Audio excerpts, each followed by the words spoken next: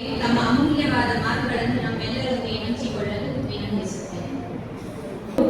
ಶುಭ ಸಭೆ ವೇದಿಕೆಗಳು ನಡೆಯಲಿ ಹಾಗೂ ಇಲ್ಲಿ ನೆರೆದ ತುಂಬ ಜನ ಹಿರಿಯರಿದ್ದಾರೆ. ನನಗಿಂತಲೂ ತುಂಬ ಹಿರಿಯರಿದ್ದಾರೆ ಇಲ್ಲಿ. ಅವರಿಗೂ ನಮಿಸುತ್ತಾ ಎಲ್ಲ ಪುಟ್ಟ ಮಕ್ಕಳು ಬಂದಿದ್ದಾರೆ ಈ ಕಾರ್ಯಕ್ರಮದ ಲಾಭವನ್ನು ಪಡ್ಕೊಳ್ಳಿಕ್ಕೆ. ಅವರಿಗೂ ಎಲ್ಲ ನಮಸ್ಕಾರಗಳು.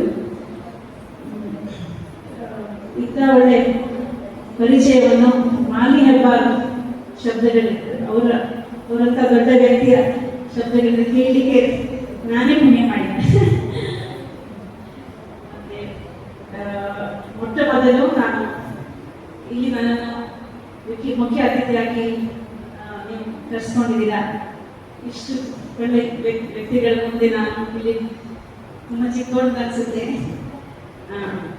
ಪ್ರಪ್ರಥಮವಾಗಿ ನಾನು ನಮ್ಮ ಒಂದು ಗಾಡ್ ಮದರ್, ಒಂದು ರೋಲ್ ಮಾಡೆಲ್ ಪ್ರಚಾರಕ್ಕೆ ಇದ್ದಾರೆ, ಅವರಿಗೆ ತುಂಬ ಹೃತ್ಪೂರ್ವಕ ಧನ್ಯವಾದಗಳು. ಅವರೇ ಸಜೆಸ್ಟ್ ಮಾಡಿದಂತೆ. ಮತ್ತೆ ಲತಾ ಅವರು ಅದನ್ನು ಆಕ್ಸೆಪ್ಟ್ ಮಾಡ್ತಾರೆ. ಅದು ಸಹ ತುಂಬ ಸಂತೋಷ ಆಗಿದೆ. ತುಂಬ ಧನ್ಯವಾದ. ನಿಮ್ಮ ಪರಿಚಯ ಆಗಿದ್ದು ಫೋನಲ್ಲಿ ತುಂಬ ಸಂತೋಷ ಆಗಿದೆ. ಇಷ್ಟು ಒಳ್ಳೆ ಕೆಲಸ ಎಲ್ಲರಿಗೂ ಮನೆಯಲ್ಲಿ ತಾಪತ್ರ ಇರ್ತದೆ, ತುಂಬ ಕೆಲಸ ಇರ್ತದೆ. ಅದನ್ನೆಲ್ಲ ಬಿಟ್ಟು ಈ ಮಠ ಬಿಸಿಲಿಗೆ ನೀವೆಲ್ಲ ಬಂದಿದ್ದೀರಾ. ಬರೀ ಮನೋರಂಜನೆ ಪಡ್ಕೊಳ್ಳಿಕ್ಕೆ, ಬರೀ ಒಬ್ರಿಗೊಬ್ರು ಮಾತಾಡ್ಕೊಳ್ಳದೆ ಇಷ್ಟು ಒಳ್ಳೆ ಕೆಲಸ ಮಕ್ಕಳು ವಿದ್ಯಾಭ್ಯಾಸಕ್ಕೆ ಸೆಲೆಕ್ಟ್ ಮಾಡಿರ್ಬೋದು ನೀವು, ಯಾರಿಗೆ ಕೊಡಬೇಕು ಅಂತ. ಅವರೆಲ್ಲ ಮಕ್ಕಳು ಬಂದು ಈ ಕಿಟ್ಟೆಲ್ಲ ರೆಡಿ ಮಾಡಿದ್ದಾರೆ. ಅದರೊಳಗೆ ಬುಕ್ಸು, ನಾನು ಬರೀ ಬುಕ್ಸ್ ಅನ್ಸ್ಕೊಂಡೆ. ಮತ್ತು ನೋಡ್ರಿ ಬ್ಯಾಗ್ ತುಂಬ ಸಾಮಾನಿದೆ, ಅಂಬ್ರೆಲ್ಲ ಅಂತೆ. ಇದೆಲ್ಲ ಮಕ್ಕಳು ಅದನ್ನು ತಗೊಂಡು ನೀವು ಇದರ ಲಾಭ ಪಡ್ಕೊಂಡು ಮನಸ್ಸಿನಲ್ಲಿ ಕೃತಜ್ಞತಾ ಭಾವನೆಯಿಂದ ನೀವು ಇಲ್ಲಿಂದ ಹೋಗಿ ಅದರ ಜವಾಬ್ದಾರಿಯನ್ನು ಇವರಿಗೆ ನೀವು ಎಷ್ಟು ಜವಾಬ್ದಾರಿ ನಿಮಗೆ ಉಂಟು, ಅದರಿಂದ ಪಡ್ಕೊಂಡು ನಿಮ್ಗೆ ಎಷ್ಟು ಸ್ವಲ್ಪ ಮೇಲಿನ ವರ್ಗಕ್ಕೆ ಹೋದ್ರ ಆ ಒಂದು ಫೀಡ್ಬ್ಯಾಕ್ನ ಇವರಿಗೆ ನಾನು ಕೊಡಬೇಕು ಅಂತ ನಾನು ಈ ಮಕ್ಕಳನ್ನ ಕೇಳ್ಕೊಳ್ತೇನೆ ಅಲ್ವಾ. ಒಳ್ಳೆ ಮಾರ್ಕ್ಸ್ ಬಂತು ಮೇಡಮ್ ಅಂತ ಹೇಳಿ ವರ್ಷದ ಕೊನೆಯಲ್ಲಿ ನೀವು ಬಂದು ಹೇಳಿದ್ರೆ ಅವರಿಗೆ ಬಹಳ ಖುಷಿ ಆಗ್ತದೆ. ಪರಿಚಯ ಪಾಪ ತುಂಬ ಉದ್ದವಾಗಿ ಹೇಳಿದ್ರು. ನಾನು ಬಾಲ್ಯದಲ್ಲಿ ಮಕ್ಕಳಿಗೆ ಹೇಳುದು ನಾನು ತುಂಬ ಅವ್ರನ್ನೇ ಮನಸ್ಸಲ್ಲಿ ಇಟ್ಕೊಂಡು ನಾನು ಇದು ಮಾಡ್ತಾ ಇದ್ದೇನೆ. ನಾವು ಮನೆಯಲ್ಲಿ ಮೇಲ್ಗಡೆ ಫಸ್ಟ್ ಫ್ಲೋರ್ನಲ್ಲಿ ನಮ್ಮ ಗಂಡ ಅರೇಂಜ್ಮೆಂಟ್ ಮಾಡಿ ಕೊಟ್ಟಿದ್ದಾರೆ. ಅಲ್ಲಿ ನಮ್ಮ ಮನೆ ಹತ್ರ ಬೀಡಿ ಗುಡ್ಡೆ ಅಂತ ಉಂಟು. ಅದು ಮಕ್ಕಳು ಅಲ್ಲಿಂದ ಕನ್ನಡ ಮೀಡಿಯಂ ಹೋಗಿ ಸಾಯಂಕಾಲ ಪ್ರತಿದಿನ ಸಂಜೆ ಬರ್ತಾ ಇದ್ರು. ತುಂಬ ವರ್ಷ ಆಗಿದೆ, 20 ವರ್ಷ ಆಗಿದೆ. ಫಸ್ಟ್ ಬರೀ ಅವರಿಗೆ ಟ್ಯೂಷನ್ ಹೇಳ್ತಿದ್ದೆ, ಇಂಗ್ಲೀಷ್ ಮೇನ್ಲಿ. ಮತ್ತು ಕನ್ನಡ ನೋಡ್ತೀನಿ, ಕನ್ನಡ ಸಹ ಓದಲಿಕ್ಕೆ ಬರೋದಿಲ್ಲ, ಕನ್ನಡ ಮೀಡಿಯಂ ಅಂತ 5ನೇ ಕ್ಲಾಸ್ ಮಾಡಿ.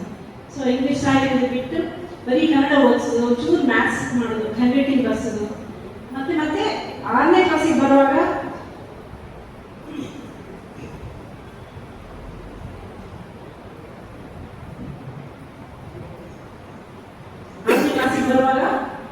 ಇಂಗ್ಲೀಷ್ ಸ್ವಲ್ಪ ಓದಲಿಕ್ಕೆ ಶುರು ಮಾಡಿದೆ.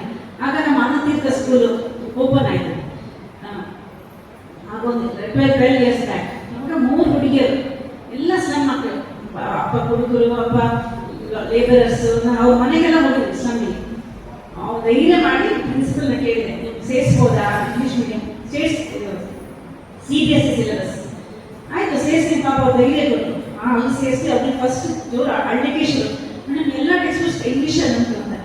ಮತ್ತು ಹಾಸ್ಟೆಲಿಗೆ ಹಾಕಿದ್ರು, ಸ್ಲಮ್ಮಲ್ಲಿ ಬೇಡ. ಅವ್ರ ಹತ್ರ ಒಂದು ಎಕ್ಸ್ಪೆರಿಮೆಂಟ್ ಥರ ಆಯಿತು. 10ನೇ ಕ್ಲಾಸಲ್ಲಿ 3 ಜನ, ಇಬ್ಬರು ಫಸ್ಟ್ ಕ್ಲಾಸ್ ಬಂದರು, ಜಸ್ಟ್ ಫಸ್ಟ್ ಕ್ಲಾಸ್, ಒಬ್ಬರು ಸೆಕೆಂಡ್ ಕ್ಲಾಸ್. ನಂದು main intention, thank you, main intention ಅಂದರೆ ಅವ್ರು ಬೇಗ ಮದುವೆ ಆಗಬಾರ್ದು, ಒಂದು ರಾಂಗ್ ಪರ್ಸನ್ ಮದುವೆ ಆಗಬಾರ್ದು, ಮತ್ತು ಗಂಡ ಕುಡ್ಕ ಮಕ್ಕಳ ಕೂಡಲೇ ಮಗು ಆಗೋದು. ಆ ಲೈನ್ ಬಿಟ್ಟು ಸ್ವಲ್ಪ ಬೇರೆ ಲೈನ್ ನಮ್ಮ ಥರ ಎಜುಕೇಟೆಡ್ ಆಗಿ ಆ ಥರ ಲೈನ್ ಹೋಗ್ಲಿಕ್ಕೆ ಆಗುತ್ತಾ ಅಂತ ನಾವು ಪ್ರಯೋಗ ಮಾಡಿದ್ವಿ. ಈಗ ಒಂದು 3 ಜನ, ಒಬ್ಬಳು ಮಾತ್ರ ಬಾಯ್ಫ್ರೆಂಡ್ ಹೋಗಿ ಬೇಗ ಮದುವೆ ಆಗಿತ್ತು. ಅವಳಿಗೆ 2 ಮಕ್ಕಳು. ಮದುವೆ ವಿದ್ಯೆ ಆದ್ಮೇಲೆ ನರ್ಸಿಂಗ್ ಎಲ್ಲ ಮುಗಿಸಿ ಇಬ್ರು ಸಹ ಉದ್ಯೋಗದಲ್ಲಿ ಇದ್ದಾರೆ.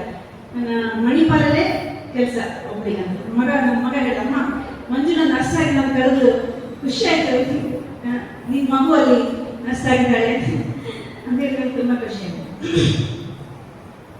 ಮತ್ತೆ ಆಮೇಲೆ ಮತ್ತೆ ಗೊತ್ತಾಯ್ತು ಅವ್ರ ಕೆಪಾಸಿಟಿ, ಮತ್ತೆ ಅವರೆಲ್ಲರೂ ತುಂಬ ಶಕ್ತಿ ಇರ್ತದೆ. ಸೊ ಮ್ಯಾರಥಾನ್ ನನ್ನ ಮಕ್ಕಳಿಗೆ ಟ್ರೈನಿಂಗ್ ಕೊಟ್ಟು ಮಣಿಪಾಲ್ ಮ್ಯಾರಥಾನಿಗೆ ನನ್ನ ಕಾಡಲ್ಲಿ 14-15 ಮಕ್ಕಳನ್ನ ತುಂಬಿಸ್ಕೊಂಡು ಪೇರೆಂಟ್ಸ್ ಪರ್ಮಿಷನ್ನೇ ಇಲ್ಲ, ಅವ್ರಿಗೇನು ಪರ್ಮಿಷನ್ನೇ ಬೇಕಂತಿಲ್ಲ, ಹಾಗೆ ಶೂಸ್ ಎಲ್ಲ ತೆಗೆಸಿಕೊಟ್ಟು ಟ್ರೈನಿಂಗ್ ಕೊಟ್ಟು ಮ್ಯಾರಥಾನ್ ಸಹ ಒಬ್ಳಿಗೆ ಫಸ್ಟ್ ಪ್ರೈಸ್ ಬಂದಿತ್ತು 3 ಕಿಲೋಮೀಟರ್ಸ್. ಅದು ಸಹ ಅವಳು ಅಂದರೆ ಒಂದೊಂದು ಫೀಲ್ಡಿಗೆ ದುಃಖಿದ ಹಾಗೆ ಅವಳು ಪ್ರತಿಭೆ ಕಾಣಲಿಕ್ಕೆ ಸ್ಟಾರ್ಟ್ ಆಯಿತು. ಹಾಗೆ ಮಾಡಿ ಒಬ್ಬ ಈಗ ಇಂಜಿನಿಯರ್ ಆಗಿದ್ದಾನೆ, ಮತ್ತೆ ಒಬ್ಬ BCom ಮುಗಿಸಿ ಲಾ ಓದ್ತಾ ಇದ್ದಾನೆ, ಮತ್ತೆ ಇನ್ನೆಲ್ಲ ಈಗ ಸೆಕೆಂಡ್ PUC ಆ ಲೆವೆಲ್ ಬರ್ತಾ ಇದ್ದಾರೆ. ಸೊ ಅದೆಲ್ಲ ನಿಮ್ಮ ಮಕ್ಕಳು 4 ಹುಡುಗಿಯರಿಗೆ ನಮ್ಮ ಮನೇಲಿ ಔಟ್ ಹೌಸಲ್ಲಿ ಇದ್ದಾರೆ. ನಮ್ಮ ಹತ್ರ ನಮ್ಮ ಗಂಡ ಹೇಳೋದು ಫಸ್ಟ್ ಟೆರೆಸಲ್ಲಿ ಇದ್ದು ಮತ್ತೆಲ್ಲ ಈಗ ಹತ್ರ ಬಂದು ನಮ್ಮ ಮನೆ ಒಳಗೆ ಬರ್ಲಿಕ್ಕೆ ಸ್ಟಾರ್ಟ್ ಆಗಿದ್ದಾರೆ ಅಂತ ಹೇಳಿ. ಅಂದರೆ ನಾನು ಏನು ಹೇಳ್ತೇನೆ ಅಂದರೆ ನಮ್ಮ ಮಕ್ಕಳು ಒಂದು ಲೆವೆಲ್ ರೀಚ್ ಆಗಿ ಅವ್ರ ಜವಾಬ್ದಾರಿ ಮುಗೀತು. ನಮ್ಮ ಮಕ್ಕಳು ಡ್ಯೂಟಿ ಉಂಟು, ಬಟ್ ಪರವಾಗಿಲ್ಲ. ಸೊ ಇನ್ನೊಬ್ಬರು ಮಕ್ಕಳದ್ದು ಜವಾಬ್ದಾರಿ ಯಾಕೆ ತಗೊಳ್ಬಾರ್ದು? ಅಂದ್ರೆ ನೋಟ್ಬುಕ್ ಇಂದ ಹಿಡಿದು ಬರೀ ನೋಟ್ಬುಕ್ ಕೊಟ್ಟರೆ ಸಾಕ. ಹೋಗ್ಲಿ, ಈಗ ಇಂಗ್ಲೀಷ್ ಮೀಡಿಯಂ 10ನೇ ಕ್ಲಾಸ್ ಆದ್ಮೇಲೆ ಎಲ್ಲಿ ಕಾಲೇಜ್ ಸೇರ್ತೀರಾ? ಹೋಗಿ ಪ್ರಿನ್ಸಿಪಲ್ ಮಾತಾಡಿ ಸೆಕೆಂಡ್ PUC ಎಲ್ಲಿ ಸೇರ್ತೀರಾ? ಅದಕ್ಕೆಲ್ಲ ಸ್ಕಾಲರ್ಶಿಪ್ಸ್ ಎಲ್ಲ ತೆಗೆಸಿಕೊಡೋದು, ಸೆಕೆಂಡ್ PUC ಆದ್ಮೇಲೆ ಅವ್ರು ಕರ್ಕೊಂಡು ಹೋಗೋದು ಅವರಿಗೆ ಅಷ್ಟಷ್ಟು ಒಂದು. ಶೋಭಾ ಮೇಡಮ್ ವೇದಿಕೆಗೆ ಬರಬೇಕೆಂದು ಕೇಳಿಕೊಂಡು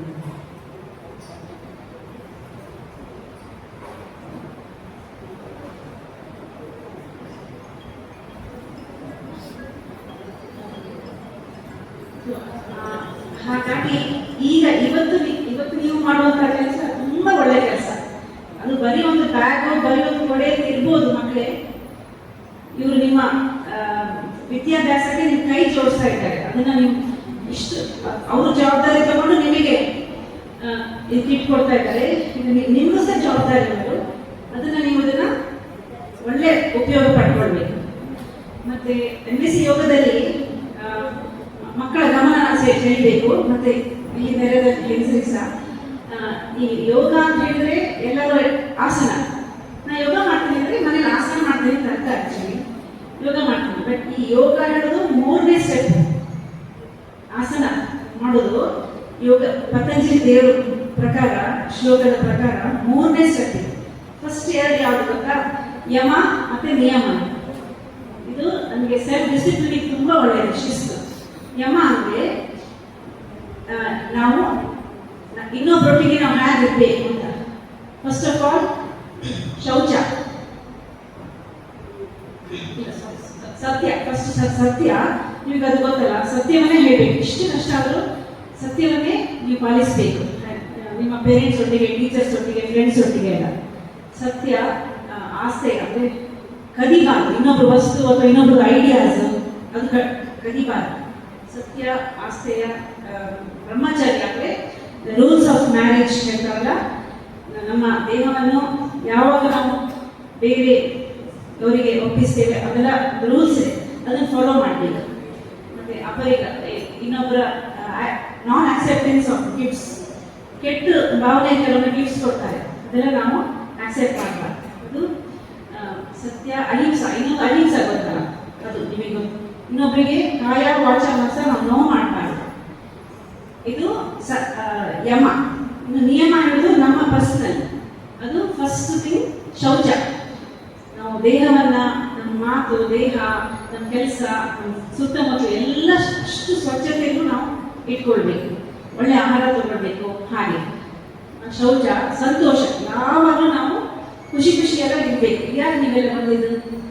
ಅದಕ್ಕೆ ಒಬ್ಬರಿಗೊಬ್ಬರು ಮಾತಾಡಿ ನಗಾಡಿ ಒಳ್ಳೆ ಸಾಫ್ಟ್ ಆಗಿ ಮಾತಾಡಿ, ಮನೇಲಿ ನಾವು ಸ್ವಲ್ಪ ರೂಢಾಗಿ ಮಾತಾಡ್ತೇವೆ ಫ್ಯಾಮಿಲಿ ಮೆಂಬರ್ಸ್. ಇಲ್ಲಿ ಬಂದು ಖುಷಿಯಾಗಿರ್ಬೇಕು. ಎವ್ರಿ ಮೂಮೆಂಟ್ ನಾವು ಖುಷಿಲಿದ್ದೇವಾ? ಬೇಜಾರ ಟೈಮಲ್ಲಿ ನಮಗೆ ಗೊತ್ತಾಗಬೇಕು, ಅರಿವಾಗಬೇಕು, ಅಯ್ಯೋ ನಾನು ಅಳ್ತಾ ಇದ್ದೇನೆ, ನಾನು ಟೆನ್ಷನ್ ಮಾಡ್ತಾ ಇದ್ದೀನಿ, ನೋ ಅಂತೇಳಿ ಅದನ್ನು ಟೆನ್ಷನ್ ಬಿಟ್ಟು ಸಂತೋಷ ಕೋಣೆಗೆ ಹೋಗಿ ಶುಡ್ ಎಂಜಾಯ್ ಸಂತೋಷ. ಶೌಚ ಸಂತೋಷ. ನೆಕ್ಸ್ಟ್ ಇಸ್ ತಪಸ್. ತಪಸ್ ಅಂದರೆ ಅದೇ, ಏನಾದರೂ ಸ್ಟ್ರಿಕ್ಟ್ ಡಿಸಿಪ್ಲಿನ್ ಫಾಲೋ ಮಾಡಬೇಕು. ಬೆಳಿಗ್ಗೆ ಸ್ನಾನ ಮಾಡೋದು, ದೇವರಿಗೆ ಹೇಳೋದು, ಬುಕ್ಸ್ ಓದೋದು, ಸೀಕ್ರೆಟ್ ಬುಕ್ಸ್ ಓದೋದು, ಉಪವಾಸ ಒಳ್ಳೆ ಅಭ್ಯಾಸ, ತಿನ್ನುವ ಅಭ್ಯಾಸ, ಆಹಾರ ಸ್ವೀಕಾರ ಮಾಡೋದು, ಅದು ಒಳ್ಳೆ ಅಭ್ಯಾಸ ಇಟ್ಕೊಳ್ಳೋದು, ದೇವಸ್ಥಾನಕ್ಕೆ ವಾರಕ್ಕೊಮ್ಮೆ ಹೋಗೋದು, ಅದನ್ನ ಅಷ್ಟು ಸ್ಟ್ರಿಕ್ಟಾಗಿ ಮಾಡಬೇಕು. ಅದೆಲ್ಲ ಮನಸ್ಸಿಗೆ ಪರಿಣಾಮ. ತಪಸ್ ಸ್ವಾಧ್ಯಾಯ ಅಂದರೆ ಏನಾದರೂ ಒಳ್ಳೆ ಪುಸ್ತಕಗಳೆಲ್ಲ ಓದಬೇಕು. ಭಗವದ್ಗೀತೆ ಈಗೆಲ್ಲ ಜೋರು ಇದಾಗಿದೆ. ಭಗವದ್ಗೀತೆ ಫಾಲೋ ಮಾಡಬೇಕು. ಭಗವದ್ಗೀತೆ ಫಾಲೋ ಮಾಡೋದು, ಓದೋದು, ತಪಸ್ ಸ್ವಾಧ್ಯಾಯ ಮತ್ತು ಈಶ್ವರ ಪ್ರಣಿಧಾನ. ಕೊನೆಗೆ ಎಲ್ಲವನ್ನು ನಾವು ದೇವರಿಗೆ ಅರ್ಪಣೆ ಮಾಡಬೇಕು.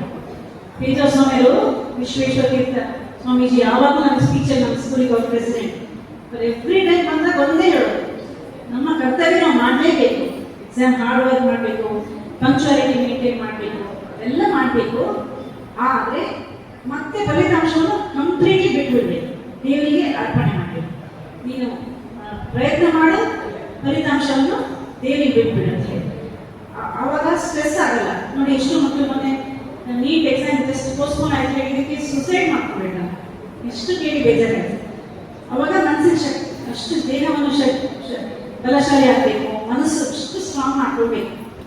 ಇಲ್ಲದ್ರೆ ಎಷ್ಟು ಈ ಥರ ಎಲ್ಲ ಆಗುವಾಗ ಕೈ ಬಿಟ್ಟು ಹೋದಾಗ ಆಗ್ತದೆ ಸಿಚುವೇಶನ್. ಆ ಥರ ಮತ್ತೆ ಈಶ್ವರ ಪ್ರಣೀಧಾನ, ಅದೇ ದೇವರಿಗೆ ಒಪ್ಪಿಸ್ಬೇಕು. ಇದು ಯಮ ನಿಯಮ ಮತ್ತೆ ಆಸನ. ದಯವಿಟ್ಟು ಎಲ್ಲ ಮಕ್ಕಳು, ಎಲ್ಲ ಹೆಂಗಸರು ದಯವಿಟ್ಟು ಬೆಳಿಗ್ಗೆ ಅಟ್ಲೀಸ್ಟ್ ಒಂಚೂರು ಮೈ ಕೈ ಮೇಲ್ಗಡೆ ಮಾಡಿ, ವಜ್ರಾಂಡಿ ವರ್ಷ ತುಂಬ ಮಾಡ್ತಾರೆ ನೋಡಿ, ಹಾಗಿದ್ದಾರೆ ಓಡ್ಕೊಂಡು ಬಂದರು. ಆಮೇಲೆ ಸ್ವಲ್ಪ ಅಟ್ಲೀಸ್ಟ್ ಒಂಚೂರು ಸೂರ್ಯ ನಮಸ್ಕಾರ. ನೆಕ್ಸ್ಟ್ ಟೈಮ್, ಲಾಸ್ಟ್ ಟೈಮ್ ನಾನು ಕರೆಸಿದ್ದು, ನಾನು ಯೋಗ ಹೇಳ್ಕೊಟ್ಟಿದ್ದೆ, ರಜನಿಕ ಕರೆಸಿದ್ದು. ರಜನಿಕ ನನ್ನ ಅಕ್ಕ ಅವಳು. ಮತ್ತೆ ಒಂದು ಸ್ವಲ್ಪ ನಾನು ಇವತ್ತು ಬೆಳಿಗ್ಗೆ ಸಹ ನನ್ನ ಕ್ಲಾಸ್ಮೇಟ್ ಚಿಕ್ಕ ಅಂತ ಅವ್ಳು ಮಲ್ಲ ಚಂದ ಮಾಡಿ 1 ಗಂಟೆಗೆ ಯೋಗ ಮಾಡಿದೆ ಅದು. ಆಮೇಲೆ ಸ್ವಲ್ಪ ಆಸನ ಮತ್ತು ಸ್ವಲ್ಪ ರಿಲ್ಯಾಕ್ಸೇಷನ್, ಶವಾಸನ, ಮತ್ತೆ ಎದ್ದು ಕೂತ್ಕೊಂಡು ಸ್ವಲ್ಪ ಪ್ರಾಣಾಯಾಮ ಮಾಡಿ, ಸ್ವಲ್ಪ ಧ್ಯಾನ ಮಾಡಿ, ಸ್ವಲ್ಪ ಎಲ್ಲ ಮುದ್ರೆಗಳನ್ನು ಕಲ್ತ್ಕೊಂಡು ಮುದ್ರೆಗಳನ್ನು ಚೇಂಜ್ ಮಾಡ್ತಾ ಕೂತ್ಕೊಳ್ಳಿ. ಅಷ್ಟೊಂದು ಚೂರು ಮಾಡಿ. ಆಹಾರ ಮಾತ್ರ ತುಂಬ ನೀವು ಕೇರ್ಫುಲ್ ಆಗಿ ತಿನ್ಬೇಕು. ಇವೆಲ್ಲ ದೋಷ ಎಕ್ಸ್ಪರ್ಟ್ಸ್ ಆಹಾರ ಕನ್ಸ್ಯೂಮ್ ಮಾಡೋದು, ಅದೊಂದು ಡಿಫ್ರೆಂಟ್ ಟಾಪಿಕ್, ಅದು ಈಗ ಬೇಡ. ಮತ್ತೆ ನಂದು ಬ್ಲಡ್ ಡೊನೇಷನ್ ಕೇಳೋದು 18 ಇಯರ್ಸ್ ನಾನು ಸ್ಟಾರ್ಟ್ ಮಾಡಿದ್ದು. ಅದು ಸುಮ್ಮನೆ ಫಸ್ಟ್ ಚೂಚೂರು ಕೊಡ್ತಾ ಇದೆ. ಮತ್ತೆ ಉಡುಪಿ ಹಾಸ್ಪಿಟಲ್ ಫೋನ್ ಬಂತು, ನಾನು ನಿಮ್ಗೆ ಸನ್ಮಾನ ಮಾಡ್ತೀನಿ, 21 ಸಲ ಆಯಿತು. 21 ಸಲ ಅವ್ರು ರೆಕಾರ್ಡ್ ಇಟ್ಟಿದ್ದಾರೆ, ಅಲ್ಲೇ ಹೋಗಿ ಮಾಡಿದ್ರು. ಅದಾದ್ಮೇಲೆ ಎವ್ರಿ 3 ಮಂತ್ಸ್ ಹೋಗಿ ಮಾಡ್ತೀವಿ. ಆ್ಯಕ್ಚುಲಿ 54th ಟೈಮ್ ಅಮೇರಿಕಾದಲ್ಲಿ ಡೊನೇಟ್ ಮಾಡಿದೆ. ಎಲ್ಲ ಡೊನೇಟ್ ಮಾಡಿದ್ಮೇಲೆ ಅವ್ರು ನಾನು ಕೇಳ್ತಾರೆ, ಥ್ಯಾಂಕ್ ಯು ಡೊನೇಟ್ ಮಾಡಿದ್ಮೇಲೆ ಕೇಳ್ತಾರೆ, ನೀವು ಇಂಡಿಯಾದಲ್ಲಿ ಇರೋದಲ್ವಾ, ಅಮೇರಿಕದಲ್ಲಿ ಇರೋದಲ್ವಾ ನೀವು? ಇಲ್ಲ, I can stay here only for 5 months. You not here from since 3 years? No. Oh, we cannot take your blood. 13.6 is the hemoglobin. I'm sorry, we have to discard your blood. ಅಯ್ಯೋ, ನನ್ನ ಮಗ ಹೇಳಮ್ಮ waste ಮಾಡಬೇಡ, ಕುಡಿ ನೀನು. ನಮಸ್ತೆ.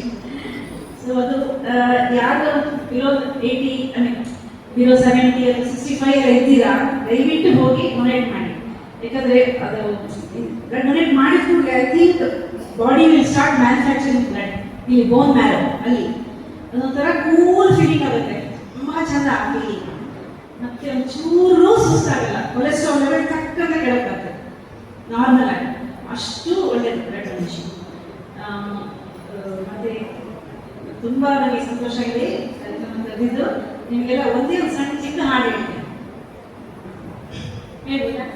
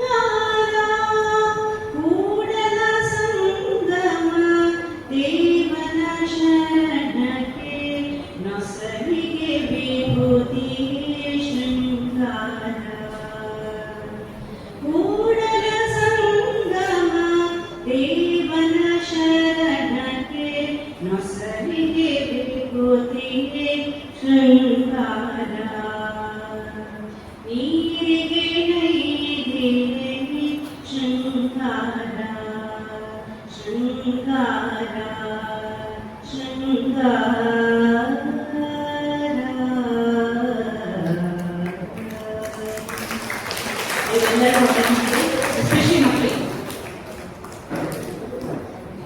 ಅಧಿಕ ಪ್ರಸಂಗಿ ಮಾನ್ಯ ಬಂದು ಅಂತ ಹೇಳ್ಬೇಡಿ. ರೂಪ ಬಳ್ಳಾಳ್ ಅಷ್ಟು ಚೆನ್ನಾಗಿ ಆಡುವಾಗ ನನಗೆ ನೆನಪಾಯ್ತು. ಒಂದು ಫುಲ್ ಅವರಿಗೆ ಇಂಟ್ರೊಡಕ್ಷನ್ ಇರೋದು ಮರ್ತಿದ್ದೆ. ಕರ್ನಾಟಕ ಸಂಗೀತದಲ್ಲಿ ಸೀನಿಯರ್ ಲೆವೆಲ್ ಇವರು ಮಾಡ್ತಾ ಇದ್ದಾರೆ, ಮಾಡಿದ್ದಾರೆ. ಶ್ರೀಮತಿ ವಸಂತ ಲಕ್ಷ್ಮಿ ಹೆಬ್ಬಾರ್ ಇವರ ಶಿಷ್ಯ ಇವರು. ಭರತನಾಟ್ಯವನ್ನು ಶ್ರೀಮತಿ ಲಕ್ಷ್ಮೀ ಗುರುರಾಜ್ ಹಾಗೂ ಶ್ರೀಮತಿ ತೇಜಸ್ವಿನಿ ಅವರಿಂದ ಈಗ ಕೂಡ ಕಲಿತಾ ಇದ್ದಾರೆ. ಅದು ಅಲ್ಲದೆ ನೀವು ಮ್ಯಾರಥಾನ್ ಅಂತ ಹೇಳುವಾಗ ನನಗೆ ನೆನಪಾದದ್ದು, ನಾನು ಮರ್ತು ಬಿಟ್ಟೆ ಅಂತ ಹೇಳಿ. ಸ್ಪೋರ್ಟ್ಸ್ ಅಲ್ಲಿ ಅವರು 100 and 200 ಮೀಟರ್ಸ್ ಅಲ್ಲಿ ಫಸ್ಟ್ ಪ್ರೈಸ್ ಡಿಸ್ಟ್ರಿಕ್ಟ್ ಲೆವೆಲ್ ಅಲ್ಲಿ ಅಬೌವ್ 45ಗೆ ಪಡೆದುಕೊಂಡಿದ್ದಾರೆ. ಇದು ಬಿಟ್ಟು ಹೋಗಿದ್ದ ಒಂದು ಪರಿಚಯ. ಶ್ರೀಮತಿ ರೂಪಾ ಬಳ್ಳಾಳ್ ಅವರು ತಮ್ಮ ಮಾತುಗಳು ಹಾಗೂ ನಿಮ್ಮ ಜೀವನದ ಕಾರ್ಯಗಳು ನಮಗೆ ಪ್ರೇರಣೆ. ಧನ್ಯವಾದ. ಈಗಾಗಲೇ